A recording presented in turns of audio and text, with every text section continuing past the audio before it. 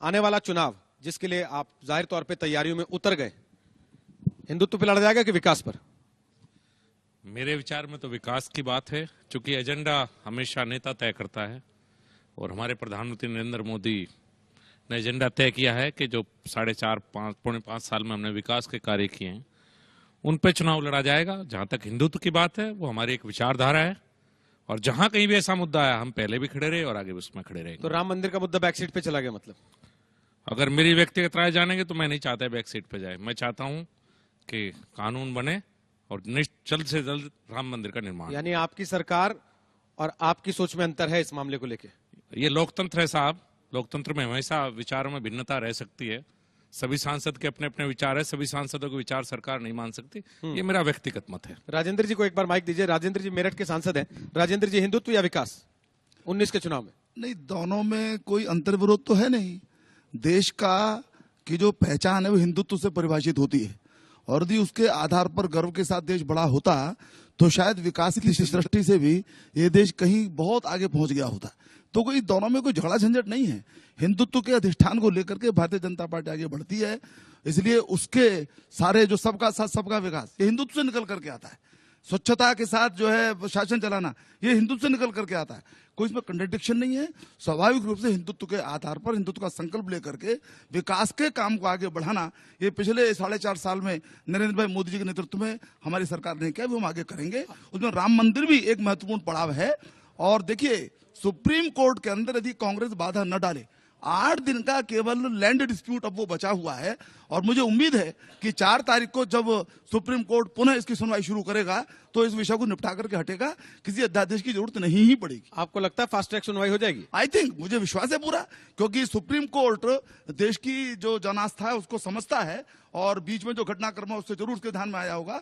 उसको सेंसिटिव होकर के और इस विषय को एड्रेस करना चाहिए। निश्चित रूप से उसकी जिम्मेदारी भी है ये, क्योंकि देश की सबसे बड़े समाज के साथ या सबसे बड़े देश के अंग के साथ इस प्रकार की नाइंसाफी बहुत समय तक होना ये किसी भी प्रकार से उचित नहीं है। डॉक्टर भोला सिंह जी, अब तक तो लगता था, कहा जाता था काम के नाम पे वोट मांगना मुश्किल होता है, अब तो राम के नाम पे वोट मांगना भी मुश्किल हो जाएगा। देखिए, जो 4.5 साल में हमारी सरकार ने माननीय मोदी जी के नेतृत्व में विकास के कार्य जन जन तक किए हैं, निश्चित ही हम लोग उन कार्यों के नाम पर वोट मांगेंगे। लेकिन जो राम मंदिर का मुद्दा है सुप्रीम कोर्ट में पेंडिंग है और हमारे माननीय जो अधिवक्ता हैं और माननीय मंत्री जी भी हैं, कानून मंत्री, उन्होंने ये भी कहा है कि जल्दी से जल्दी उस पर सुनवाई हो और जल्दी सुप्रीम कोर्ट निर्णय ले। तो ये हर हिंदू की भावना है, हर हिंदू से जुड़ा हुआ मुद्दा है और इसमें ऐसा नहीं है कि कोई साथ नहीं है, सब लोग साथ हैं। लेकिन इंतजार है सुप्रीम कोर्ट के फैसले का।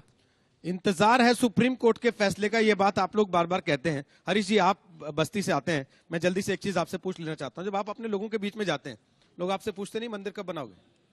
देखिए, हमारी सरकार माननीय प्रधानमंत्री जी के नेतृत्व में पिछले 4.5 वर्षों से जो काम हो रहा है आम आदमी के लिए, गांव गरीब किसान मजदूर के लिए, चाहे वो गैस देने की बात हो, चाहे प्रधानमंत्री आवास देने की बात हो, चाहे शौचालय बनाने की बात हो, चाहे हर गरीब के घर तक रोशनी पहुंचाने की बात हो, जितना काम हमारी सरकार ने किया है, मैं निश्चित रूप से कह सकता हूं कि विकास के मुद्दे पर ही हम चुनाव लड़ने में पूरी तरह सक्षम है। रही राम मंदिर की बात, तो निश्चित रूप से लोग पूछते हैं, हम लोग चाहते भी हैं राम मंदिर बने। कल से सुनवाई है सुप्रीम कोर्ट में, हमारी सरकार और हम सब ये आशा करते हैं सुप्रीम कोर्ट डिसीजन देगा और राम मंदिर बनेगा, जो पूरे हिंदुस्तान की आम जनमानस की इच्छा है कि राम मंदिर बनना चाहिए। हम लोग ये चाहते हैं राम मंदिर बने। हरीश जी, जब तक चुनाव लड़ रहे थे तब तक कहते थे सबकी इच्छा है, जब चुनाव जीत गए, सरकार बन गई, 2 जगह आपको बहुमत मिल गया, उत्तर प्रदेश में भी पूरी तरह से, केंद्र में भी पूरी तरह से, फिर भी केवल इच्छा ही रह जाए तो फिर सरकार बनाने का फायदा क्या? देखिए, सुप्रीम कोर्ट में ये मामला है और हमारे माननीय प्रधानमंत्री जी ने कहा कि सुप्रीम कोर्ट का डिसीजन आने के बाद हम कानून के बारे में विचार करेंगे और उस पर आगे कार्रवाई करेंगे।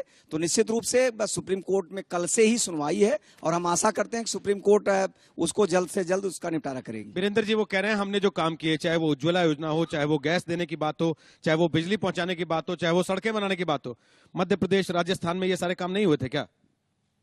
पहले आराम से पूछिए कि आप पूछना क्या चाहते हैं। मेरा सवाल यह है कि जो काम आप लोगों ने किए, जिनके आधार पर आपको लगता है कि जनता हमें वोट देगी, मध्य प्रदेश राजस्थान में वो काम केंद्र के प्रतिनिधियों ने नहीं किए थे क्या? जो जनता ने वोट नहीं दिया, नकार दिया, या राज्य सरकारों ने केंद्र की भावना को जनता तक वैसे नहीं पहुंचाया था क्या? चुनाव जीतने हारने का एक कारण नहीं होता है।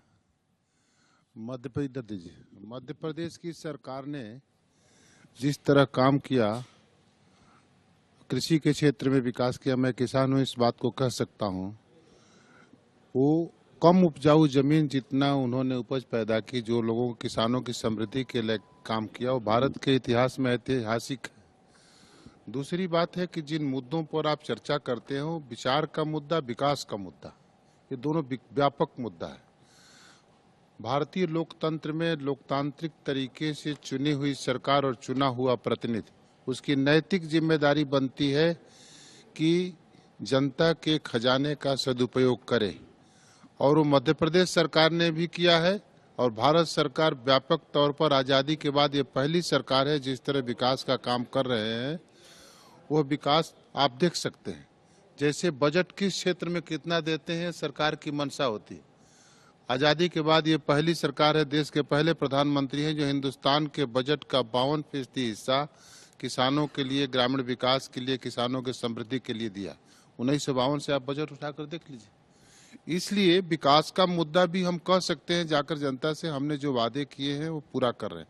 जहां तक विचार का मुद्दा है, आप राम जन्मभूमि के सवाल पर हमारे सभी मित्रों से सवाल पूछ रहे थे, ये हमारे विचारों से जुड़ा हुआ सवाल है।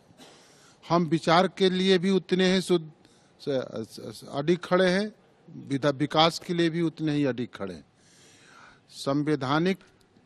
भारतीय संवैधानिक व्यवस्था में जो लोग संविधान की शपथ लेते हैं, वो संविधान की मर्यादा रखते हुए अपने विकास को भी करते हैं और अपने विचार के अनुसार भी काम करते हैं।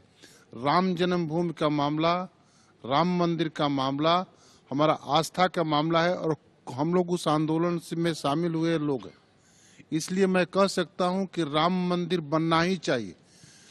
वो मामला अभी सुप्रीम कोर्ट में है। या तो एक जो जिस बात को आप कर रहे हैं, या तो एक पक्ष ये होना चाहिए कि संविधान की किसी मान्यता को हम, सभी मान्यताओं को तोड़ के हम राम मंदिर बनाने लग जाएं। दूसरी बात एक ये है कि हम संविधान की मान्यता मानते हुए राम मंदिर बनाने का रास्ता निकालें। हम अगर संविधान की सभी मान्यता तोड़ देंगे, राम मंदिर बनाएंगे, तो एक दूसरी बहस खड़ा हो जाएगी कि ऐसे लोग हैं जिनको संविधान में भरोसा नहीं। अब मैं इसलिए मैं जो कह रहा हूँ उसको फिर पहले मैं बालेंद्र से पूछ रहा हूँ एक सवाल। इसलिए राम मंदिर भी अवश्य ही बनना चाहिए, समय से बनना चाहिए। और हम लोग उस आस्था के बिंदु को, आप ये नहीं कह सकते हैं कि केवल विकास के सवाल पर चुनाव जीते जाते हैं। विकास के सवाल पर भी चुनाव जीते जाते हैं, लेकिन विचार के सवाल पर भी चुनाव जीते जाते हैं। वो दोनों मिलकर ही चुनाव भारतीय लोकतंत्र में या दुनिया के लोकतंत्र में चुनाव जीतने का परिणाम आते हैं।